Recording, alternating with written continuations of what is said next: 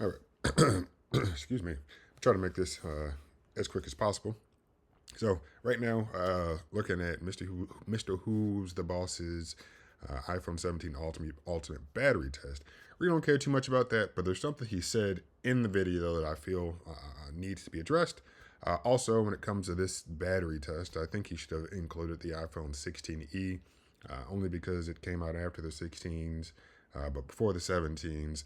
Also, I think has a bigger battery than the 16 and the 16 Pro. I believe so. In fact, I think it even has a bigger battery than the 17 and maybe the 17 Pro, depending on where you're in the world. So yeah, just would have thought that would have been another nice comparison for people who were, I guess, looking for a slightly cheaper iPhone, but then at the same time, it's like, well, why buy that now? Because 16s are probably around the same price. So whatever. Who knows? Just would have been nice.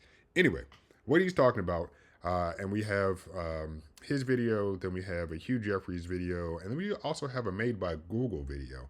And the whole point of me bringing this up is, one, anybody knows who's watched, I don't know, some of my videos, knows how I feel about the physical SIM card.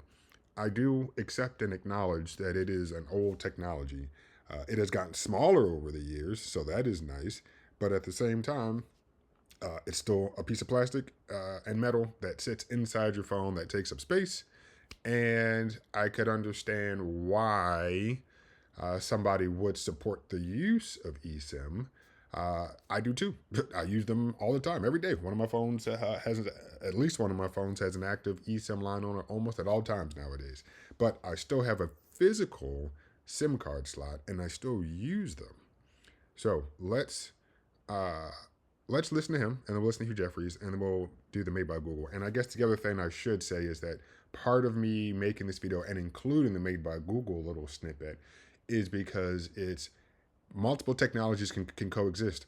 And one of those technologies can be extremely old, but if it still works and does the job well, and people are still actively using it, then getting rid of it only hurts those people, and it depending on what it is, could actually hurt them a lot. I mean, of course, not talking about physical pain, but huge inconveniences, I guess, is the way that I would summarize that, in addition to added expenses potentially. So let's go ahead and see what he has to say about SIM cards. Elephant in the room with this generation. The iPhone 17 Pro and the Pro Max are now different depending on which country you buy them in. So some countries like the US will sell the eSIM only versions, and others will sell the physical SIM versions, which we've had before, but the difference this time is that the eSIM versions actually have a larger battery capacity, about 5.5% bigger for the Pro Max and almost 7% on the normal size Pro. And to be fair, I think in concept, this is great. I totally get why Apple is so keen to axe physical SIMs. Like, the only benefit of them is that they make it a bit easier to switch from one phone to the next for some people. But in a modern 2025 flagship phone, where most other things are being optimized on like a nanometer level, it does feel pretty wasteful to have this random large chunk of plastic, which needs its own SIM tray and SIM reader and housing. And the difference in battery you're getting by removing this stuff. Okay, so he's going back to talk about the battery. So, easier for some people, and it's taking up space. I mean, I get the logic, but at the same time, before we continue, let's go over to Hugh Jeffries. For the Air, you'll only get the cable and a piece of paper stating you'll no longer need a physical SIM card. Because the Air is so thin, Apple has chosen to remove the SIM tray on all iPhone Air models worldwide. I don't have an eSIM, nor does my carrier support it, so this is just an expensive iPod Touch for me.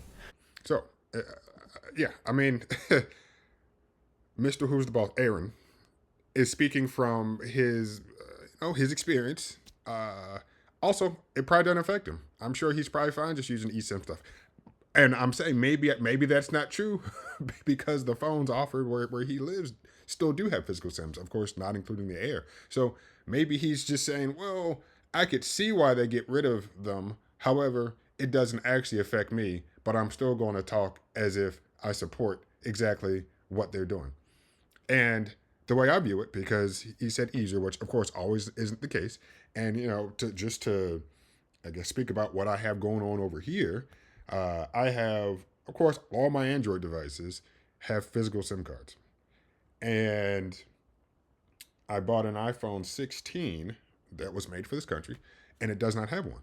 So for a while, and still, I have not actively or actually used that iPhone because I don't want to convert my physical SIM into an eSIM, which I could not have done anyway because I don't have, or at least I did not have, an iPhone with a physical SIM card slot to put it in that phone to then convert it or transfer it to the iPhone 16. So it's just a hassle. So yeah, it is easier to have physical SIM cards, as he said, and that's what I stand on as well. But it's significantly harder when it's not there. And yeah, like I've had that iPhone 16 now for over a month, and all I've done is turn it on, watch a couple YouTube videos, and that's really it. Update it because I'm like, you know what? I don't want to risk converting it and then not being able to convert it back because that really, in my opinion, is the bigger hassle of, wait a minute, how do I get this eSIM or this active line of service via eSIM off of my iPhone onto an Android device? I did see in the settings, and if I feel like it or if I remember, I will put it up on the screen. Like it looks like Apple at least started the process to allow that to happen. I needed to tap something and scan a QR code, but when I tried it, it didn't work. Now, to be fair, and I'll probably try this after I make this video, I only tried it with one Android device. But that's enough to say, oh, well, this isn't finished because it shouldn't matter which Android device I have. It should just be, oh, if I want to go between iOS and Android and back to iOS, then I should be able to do that very easily the same way I would do it if I had a physical SIM card.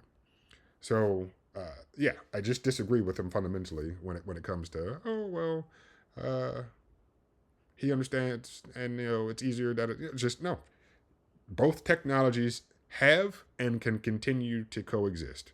And I will be curious to hear his opinion, maybe in a year or two when Apple decides to remove the physical SIM card slot in the phone so there, because, everybody has to be on board, Apple, the carriers, whatever. So, yeah, I would just be curious to see if he still feels the same way. Like, oh, shoot, I'm not enjoying this.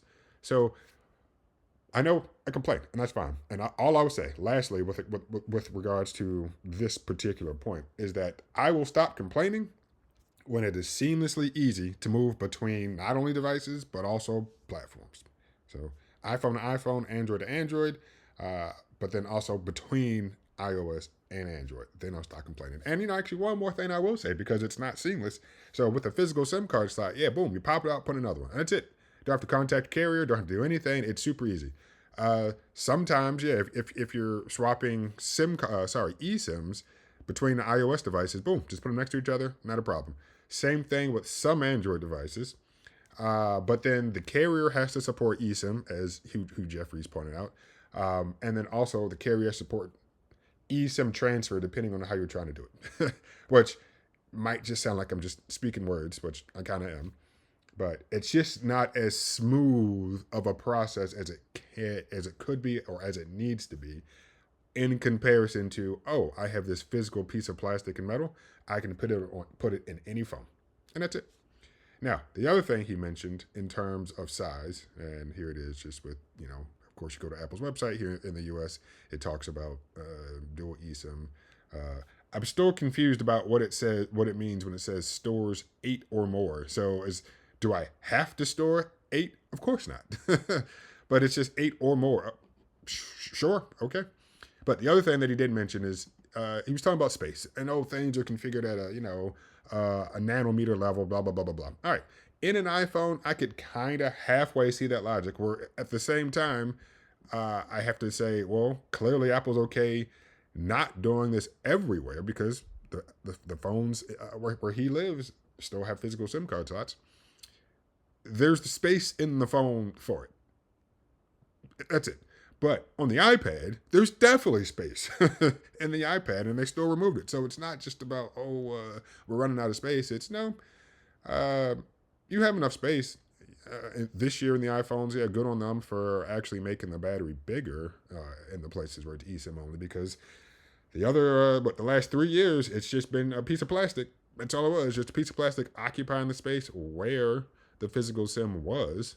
So it wasn't like they were even taking advantage of it. So it looks like, yeah, this year, okay, let's make it a little bit bigger. All right, now, enough with eSIM.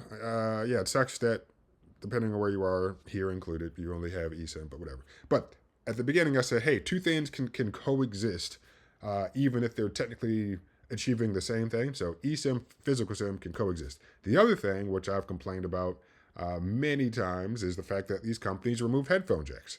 Another thing, which I'm sure, whether it's Mr. Who's the Boss or Marquez or anybody else talking about, oh, these companies need to be able to maximize the space in their devices.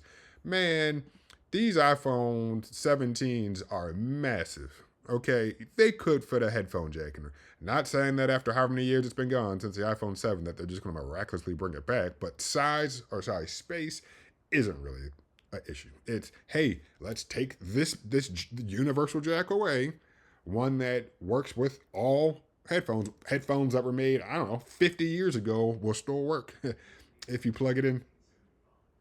Will still work if you plug it into this modern device.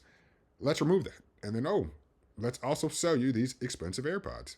I'm not saying there's anything wrong with AirPods. From the looks of it, it looks like people really, really enjoy them. This year, new ones came out, some more of the pros. They look like really good devices. And I would never say, Apple or Google or Samsung should stop developing their wireless earbuds. No, please continue developing them because they're good. And it is convenient to not be tethered to your phone. And for those who want to use them, I'm happy that they have that option. But when you have companies like Google talking about it in this way, which let's just get to the video.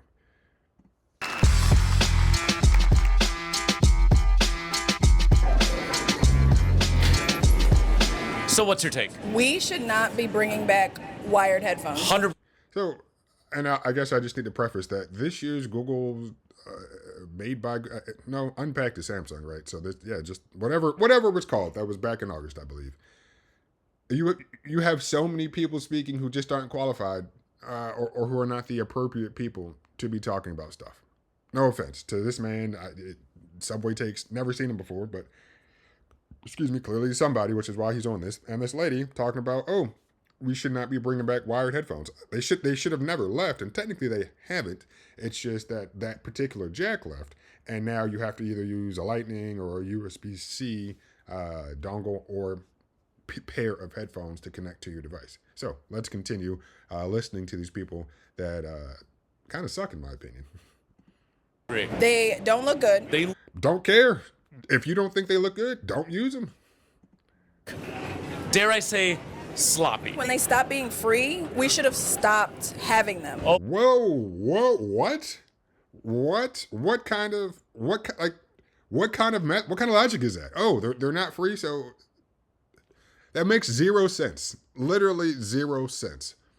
So for Google to even amplify this, it's, they're no longer free in my cell phone box, so we shouldn't use them anymore. Although headphones have been around for a very long time, but no, because I'm so limited in what I'm thinking about in terms of their existence, because they aren't free in the box anymore of just my cell phone, not to mention all the other places that people use headphones. No, they're not free, so we shouldn't be using them anymore. Like, what? Doesn't make any sense. Yes, that is when we should have stopped using them. Now going out and seeking them? Yeah. Like that's your only option? Yeah, the fashion industry is lying and trying to bring things back that aren't cool. Don't care about fashion. I use them because they're practical. Heck, I'm using some right now.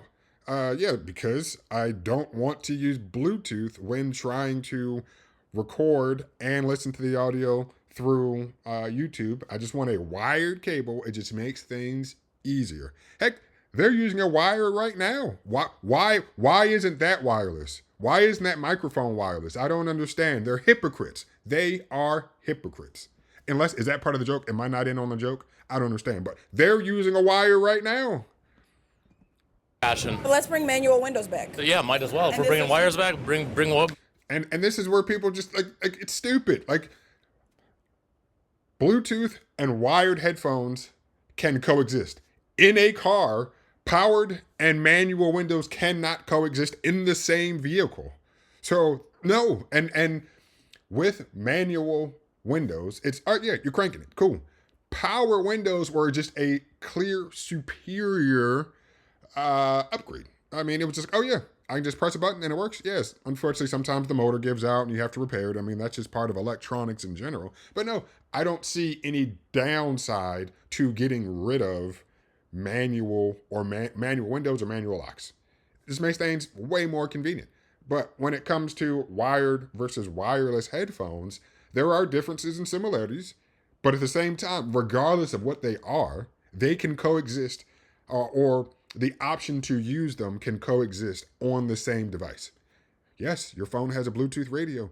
Yes, your phone also has ports. So whether they're using the USB-C, Lightning, or headphone jack, still has ports and gives the user the option to actually use them. So yeah, these people are just... I mean, yeah, you clearly can tell I'm stressed. I mean, I don't know how big the little box is where my face is, but it's just like, yeah, when you have people who think like this, which again, they are using wires right now. Again, is that part of the joke? And maybe it's part of the joke, and I'm not going to search the rest of his channel or even find his channel to see if he always uses a wired a wired microphone. But my question would be, well, why are you using a wired mic? Oh, and they'll probably go, oh yeah, because it's actually more reliable. Or yeah, it's I don't know, something less I have to charge. If everything was wireless, everything has a battery, everything needs to be charged. Looks like the mic is connected to something somewhere that probably needs to be powered. But yeah, 2 batteries as opposed to 3 or 4 or however many it might be. Windows back. Bring them back. This looks dumb. This does look not cool. Like a Okay. player is cool. Vintage car, cool. Cook. Flip flops, not cool. Cook. What? Okay, so record players are cool. What? Vintage cars that have manual windows, cool, but the manual windows themselves are not cool. I'm confused. I'm confused. The logic between these two, I'm genuinely confused. Because I mean, I don't know who was listening to this at this point. Don't know if you've ever used the record. I'm sure, I was a kid when I was using them. I could never do it right. I mean, because you lift it up and then you put it down. And how do you put it down so that way you start at the beginning of a particular song? Is each line in this, like the circle? Like, is that, I don't know how to use them. Cassette tapes really weren't that much better. I mean, actually, that's not true. They were, but still fast forward and rewind it fast. Flip the tape, whatever, CDs came along. A lot better. And then for some, they say, oh, why don't we bring back tapes? No, because CDs they're just better. They're just fundamentally better. You can carry them more easily. You can have, a 5 to 20, I made 20 up, but definitely, let's say a 5-disc deck where you can, have your little CDs rotating. So yeah, I'm not understanding the logic here. Rotary phone, not cool. They do it every couple of years. They say something's back. Yeah. Now they're like, you know what? Yeah, I mean, I don't care whether it's cool or not. Yeah, I mean, a rotary phone, yeah, I wouldn't use one of those or I wouldn't buy one. But at the same time, I also just don't have a home phone. Like the cell phone replacing a home phone for a lot of people is just a nice natural progression, which I'm sure they would probably, I don't know, but yeah. Wired headphones are in. They don't do anything you want them to do. The only thing. Not understanding how they don't, they allow me to listen to what I want to listen to. And certain ones, like this one, even though I'm not using the mic on it, have a microphone. So I'm not understanding how they don't do what I want them to do. In fact, they do it, and I think they do it, I dare I say, better than my wireless one. Yes, I don't have active noise canceling, but at the same time, I'm not expecting that on these. Also, if I were to buy these brand new, $20 versus no less than 100, I think, with any pair of AirPods. Might even be up to 130 now, regular price, not including sale prices. Get tangled. Yeah, they get tangled, and now you look stupid. This is my impression of someone with wired headphones. But again, you're actively using a wired mic right now, so please tell me the difference. Even an impression, that's what it is. This is method acting. Look at that. Hello? Oh my God, hi. Again, you guys are using a wired mic, so please tell me the difference. Embarrassing. Like, if my daughter started wearing wired headphones, I'd be like, She's punished. I'm gonna kick you out of the house. Now, granted, I know that's a joke, but at the same time, hey man, kids listen. And like, oh my God, 15 years ago, my dad told me that if I wore wired headphones on national television, or not TV, but this live national stream, and I hope she doesn't take that serious. But at the same time, it's just like, whatever. Until you get some buds in. We gotta get her some buds though. I'm gonna get. All right, make sure you're prepared to pay. I don't know how old his daughter is, but the moment she loses one bud or it gets wet, stepped on or something, cough up another 100 and whatever to $200. See, like these? I love these. Ooh, nice color. They fit perfectly in my ear. Okay. I can answer my phone without even touching my phone. How? I just go like this. You just go like this? Like this. All you have to do is go. Just this? There's no way you do this. Just this? This answered your phone. This is it? That's Yeah, until I'm laugh when she answers it by mistake. I'm assuming that's a new feature in the buds because some head gestures. Cool, glad they exist. We'll see how often. I'm sure this person doesn't actually even own them, but for the people who do end up buying them, see if I'm gonna turn that off because if I'm walking in a car on a bumpy road, literally anything that might cause my head to move, I don't want to accidentally answer my phone, so maybe I can just turn it off. And then also go back to the normal, I can tap them if I need to answer. Because yes, I understand people's hands are sometimes occupied or full. Sure, but still, usually your hands, at least one hand is available to boop, boop, tap, tap. And just so you know, even with this wired pair, if they are connected to the phone, I can still answer using this, it's a little button right here. I like going like that. good. It's fun. And I can talk to them and get things done. That's helpful. Have you ever needed a recipe, or if you're on your bike, you need to know which way you're going? Or sometimes you need someone to talk to. And you can talk to these buds and they'll be your friend. Sometimes I need a friend. It's lonely underground. All right, this is my stop. Oh, okay, bye. Have a good one. Oh, well.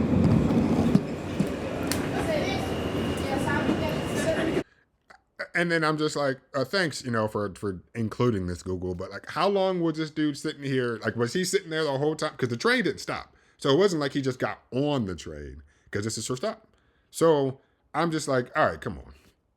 They're doing too much with this guy right here. They are doing way too much with this guy, still trying to untangle. But yeah, I'll be the first to say, when I put these in my pocket and pull them out, sometimes it takes me, a minute or, 45 seconds to a minute sometimes, depending on what I'm doing.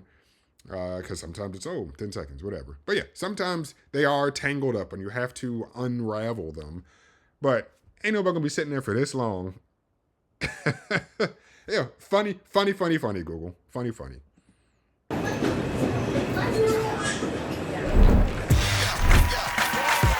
Okay, I think that's enough of me yelling about stuff. So all this just to say, SIM cards, physical or I guess I'd say physical SIM cards or eSIMs can coexist, have coexisted. No reason to remove them right now.